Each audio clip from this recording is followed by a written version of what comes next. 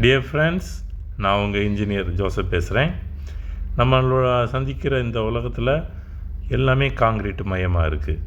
அந்த காங்க்ரீட் இல்லாமல் கட்டடங்கள் கிடையாது.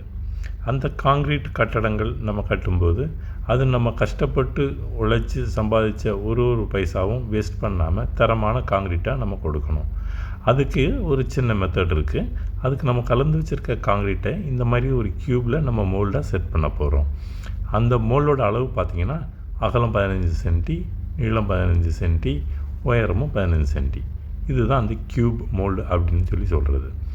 அந்த மோல்டுக்குள்ளே நம்ம பயன்படுத்த போகிற காங்க்ரீட்டை நிறைக்கிறோம். அதை 3 லேயராக நிறைக்கணும்.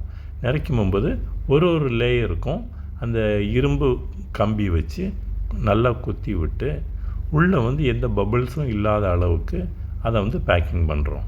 பேக்கிங் பண்ணி அந்த 3வது லேயர் முடியும் போது உங்களுக்கு மேல் மட்டம் வந்துடும். அப்போது எந்த பக்கமும் பபிள்ஸ் இல்லாத அளவுக்கு அதை பேக் பண்ணிவிட்டு அதிகமாக இருக்கிற காங்க்ரீட்டை தொடச்சி வெளியே எடுத்துட்டு அந்த மோல்டோட சைடு பாகம் இருக்கு இல்லையா, அந்த அளவுக்கு அது இருக்கிற மாதிரி மட்டப்படுத்திட்டு மீதி இருக்கிற காங்க்ரீட்டை தொடச்சி எடுக்கும்போது இந்த மோல்டு கரெக்டாக 15 சென்டிக்கும் 15 சென்டி அளவு வந்துடுது. அதில் காங்க்ரீட் போடுற நாள் அதோடைய கிரேடு அதை மார்க் பண்ணி வச்சிடுறோம். மார்க் பண்ணி வச்சுட்டு நமக்கு இந்த க்யூப் மோல்டுகள்லாம் லேபில் கொடுத்து நம்ம டெஸ்ட் பண்ணுறோம். அந்த மாதிரி லேப் பார்த்திங்கன்னா எல்லா இன்ஜினியரிங் காலேஜஸ்லையும் அவைலபிளாக இருக்குது. இது மாதிரியான டெஸ்ட்டை எடுத்து அதோடைய ஸ்ட்ரென்த்து சரியாக இருக்கான்றதை உறுதிப்படுத்திக்கிறது நல்லது.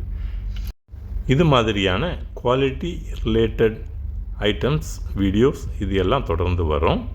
உங்களுக்கு இதில் ஏதாவது சந்தேகம் இருந்தால் கீழே கமெண்ட் பண்ணுங்கள். உங்களுடைய சந்தேகத்தை நான் கிளியர் பண்ணுறேன். தேங்க்யூ ஃபார் வாட்சிங் ஃப்ரெண்ட்.